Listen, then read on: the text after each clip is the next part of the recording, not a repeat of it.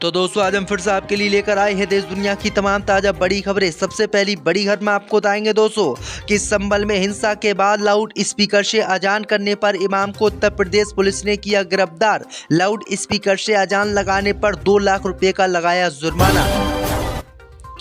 लाल किला पर होगा मुसलमानों का कब्जा, हाई कोर्ट पहुंची मुगल परिवार की बहू, लाल किला पर ठोका दावा, बोले सरकार ने जबरदस्ती कर रखा है कब्जा।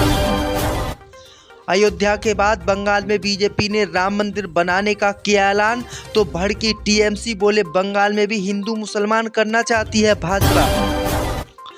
वक्फ बोर्ड के मुद्दे को लेकर कर्नाटक बीजेपी को लगा झटका। कर्नाटक में वक्फ के मुद्दे पर बीजेपी के 2 विधायकों ने बीजेपी का खुलकर किया विरोध, पार्टी लाइन से हटकर कांग्रेस का दिया साथ। उत्तर प्रदेश में भाजपा नेता ने लव जिहाद करके हिंदू लड़की से की शादी, आरोपी पहुंचा जेल, मामला खुला तो पार्टी ने लिया एक्शन, किया बाहर। तो दोस्तों सभी खबरों को आपको एक एक कर बताने वाले हैं, वीडियो को लाइक कर चैनल को सब्सक्राइब कर इसी बीच पर तो दोस्तों अगली खबर की ओर। तो मुगल परिवार की बहू ने लाल किला पर ठोका अपना दावा, हाई कोर्ट में याचिका डालकर कब्जा देने की कर दी मांग। जो दोस्तों आपको बता दें कि दिल्ली में बने लाल किला पर अब मुगल परिवार की बहू ने अपना दावा ठोकते हुए हाई कोर्ट में याचिका डाली है और हाई कोर्ट से मांग की है कि लाल किला उनको सौंपा जाए, क्योंकि सरकार ने जबरदस्ती उनके घर पर कब्जा कर रखा है। दरअसल आपको बता दें कि सुल्ताना बेगम नाम की महिला ने दावा किया है कि वह अंतिम मुगल सम्राट बहादुर शाह जफर द्वितीय के परपोते की बहू है और इस किले की असली हकदार है। सुल्ताना बेगम ने हाई कोर्ट के सिंगल जज के 20 दिसंबर 2021 के फैसले को चुनौती दी थी, जिसमें उनकी याचिका को अत्यधिक देरी के कारण खारिज कर दिया गया था। वहीं आपको बता दें कि सुल्ताना बेगम ने दलील दी है कि खराब स्वास्थ्य और बेटी के निधन के कारण वे समय पर अपील दायर नहीं कर सकी, लेकिन अदालत ने इस दलील को अपर्याप्त बताया है। वहीं आपको बता दें कि सुल्ताना बेगम ने कहा है कि लाल किला हमारा है, हमारे दादाओं ने उसको बनवाया था, इसलिए ये हमें दिया जाए, क्योंकि सरकार ने इस पर जबरदस्ती कब्जा कर रखा है। तो ये बड़ी अपडेट आई दोस्तों कि लाल किला पर अब मुसलमानों का कब्जा होने वाला है। इसी बीच पर तो दोस्तों अगली खबर की ओर। तो संभल में हिंसा के बाद मस्जिद से लाउड स्पीकर से अजान लगाने पर इमाम को पुलिस ने किया गिरफ्तार। जो दोस्तों आपको बता दें कि संभल में हिंसा के बाद शुक्रवार को अनार वाली मस्जिद पर लाउड स्पीकर से अजान करने पर मस्जिद के इमाम को पुलिस ने हिरासत में लिया है। संभल में हुए बवाल के चलते प्रशासन ने लाउड स्पीकर आदि के इस्तेमाल पर प्रतिबंध लगा रखा है, लेकिन शुक्रवार को अनार वाली मस्जिद के इमाम ने लाउड स्पीकर से अजान कर दी, जिस पर पुलिस ने आदेशों की अवहेलना की कार्रवाई करते हुए मस्जिद के इमाम को गिरफ्तार कर लिया। पूछताछ में बताया है कि उनको इस बात की जानकारी नहीं थी, इसलिए उन्होंने अजान कर दी। वहीं आपको बता दें कि उत्तर प्रदेश पुलिस ने मस्जिद के इमाम पर 2 लाख रुपए का जुर्माना भी लगाया है। तो संभल में उत्तर प्रदेश पुलिस की खुलेआम गुंडागर्दी दिखाई दे रही है। इसी बीच पर तो दोस्तों अगली खबर की ओर। तो अयोध्या के बाद बंगाल में बीजेपी ने राम मंदिर बनाने का किया ऐलान। दोस्तों आपको बता दें कि ममता बनर्जी की पार्टी टीएमसी कांग्रेस के विधायक हुमायूं कबीर ने बाबरी की तर्ज पर मस्जिद बनाने का पश्चिम बंगाल में ऐलान किया था। वहीं आपको बता दें कि बीजेपी इससे नाराज हो गई। अब खबर सामने निकल कर आई दोस्तों कि बीजेपी के मुर्शिदाबाद यूनिट ने शुक्रवार को बहरामपुर में राम मंदिर निर्माण का ऐलान किया है। बीजेपी ने कहा है कि मंदिर का निर्माण अयोध्या में राम मंदिर के उद्घाटन के ठीक 1 साल बाद 22 जनवरी 2025 को शुरू होगा। भाजपा के बहरामपुर संगठनात्मक जिला अध्यक्ष शाखा राव सरकार ने कहा कि मंदिर के लिए जमीन की पहचान पहले ही कर ली गई है। इस प्रोजेक्ट पर 10 करोड़ रुपए खर्च होने का अनुमान है। तो ये बड़ी अपडेट आ रही दोस्तों की अयोध्या के बाद अब पश्चिम बंगाल में भी राम मंदिर का निर्माण किया जाएगा। पर तो दोस्तों अगली खबर की ओर। तो वक्फ बोर्ड को लेकर बीजेपी को कर्नाटक से लगा झटका। बीजेपी के 2 विधायकों ने वक्फ के मुद्दे पर बीजेपी के खिलाफ किया वोट। दोस्तों आपको बता दें कि कर्नाटक में भारतीय जनता पार्टी के 2 विधायकों ने खुली बगावत बीजेपी सरकार के खिलाफ वक्फ बोर्ड अधिनियम को लेकर कर दी है। रिपोर्ट के मुताबिक कर्नाटक विधानसभा में शुक्रवार को पार्टी के 2 विधायकों एस.टी. सोमशेखर और शिवराम हेब्बार ने पार्टी के फैसले की अवहेलना की। इन दोनों ही विधायकों ने पार्टी के अन्य सदस्यों के साथ विधानसभा से वॉकआउट नहीं किया और अपनी सीट पर ही बैठे रहे। बता दें कि सत्तारूढ़ कांग्रेस के सदस्यों ने कथित तौर पर विपक्ष के नेता आर अशोक को वक्फ मुद्दे उठाने से रोकने की कोशिश की, जिसके बाद बीजेपी के विधायकों ने विधानसभा से वॉकआउट करने का फैसला किया। लेकिन बीजेपी के 2 विधायक बीजेपी के अन्य विधायकों के साथ बाहर नहीं निकले और वो कांग्रेस विधायकों के साथ बैठे रहे। तो ये बड़ी अपडेट आई तो दोस्तों अगली खबर की ओर। तो उत्तर प्रदेश में भाजपा नेता का लव जिहाद, आरोपी पहुंचा जेल, मामला खुला तो पार्टी ने लिया एक्शन।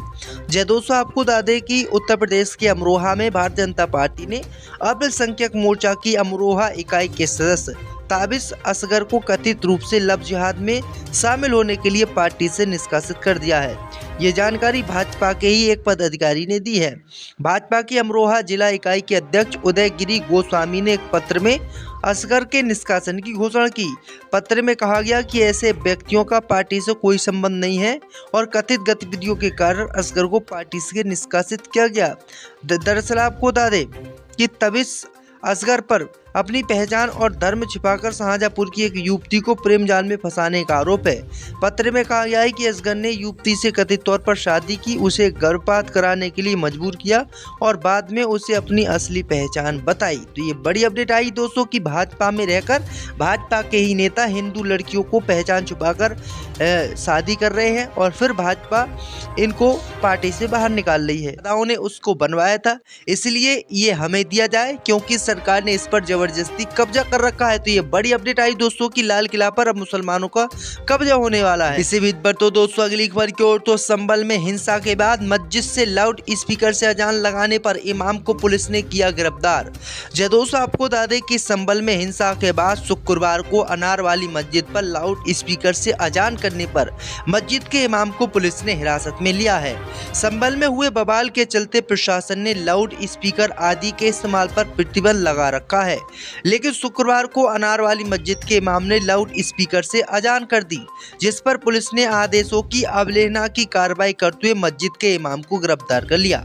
पूछताछ में बताया है कि उनको इस बात की जानकारी नहीं थी, इसलिए उन्होंने अजान कर दी। वहीं आपको बता दें कि उत्तर प्रदेश पुलिस ने मस्जिद के इमाम पर 2 लाख रुपए का जुर्माना भी लगाया है।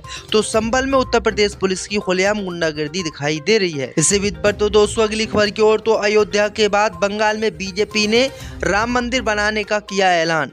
जय दोस्तों, आपको बता दें कि ममता बनर्जी की पार्टी टीएमसी कांग्रेस के विधायक हुमायूं कबीर ने बाबरी की तर्ज पर मस्जिद बनाने का पश्चिम बंगाल में ऐलान किया था। वहीं आपको बता दें कि बीजेपी इससे नाराज हो गई। अब खबर सामने निकल कर आई दोस्तों कि बीजेपी के मुर्शिदाबाद यूनिट ने शुक्रवार को बहरामपुर में राम मंदिर निर्माण का ऐलान किया है। बीजेपी ने कहा है कि मंदिर का निर्माण अयोध्या में राम मंदिर के उद्घाटन के ठीक 1 साल बाद 22 जनवरी 2025 को शुरू होगा।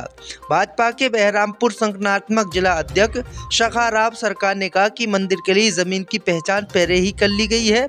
इस प्रोजेक्ट पर 10 करोड़ रुपए खर्च होने का अनुमान है। तो ये बड़ी अपडेट आ रही दोस्तों की अयोध्या के बाद अब पश्चिम बंगाल में भी राम मंदिर का निर्माण किया जाएगा। पर तो दोस्तों अगली खबर की ओर। तो वक्फ बोर्ड को लेकर बीजेपी को कर्नाटक से लगा झटका। बीजेपी के 2 विधायकों ने वक्फ के मुद्दे पर बीजेपी के खिलाफ किया वोट।